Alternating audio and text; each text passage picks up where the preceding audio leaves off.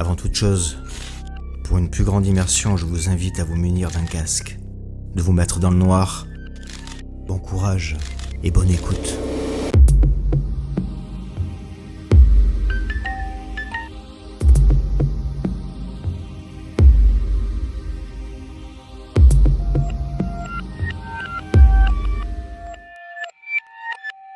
Si tout le monde connaît le fabuleux film L'Exorciste, film culte pour ma part, un film réalisé par William Friedkin en 1973, beaucoup ignorent qu'il est inspiré d'une histoire vraie, celle de Rolando.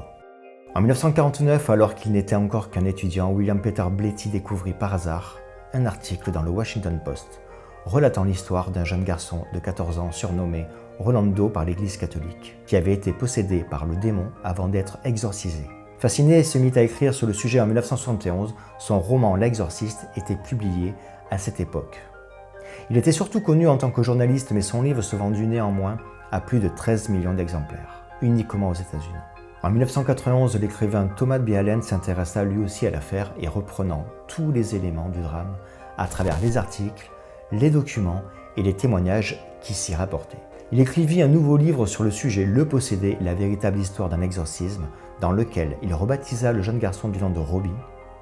La plupart des informations provenaient de Raymond Bishop, l'un des prêtres ayant assisté à l'exorcisme, et du pasteur Luther Miles Schultz, le prêtre qui s'occupait de la famille.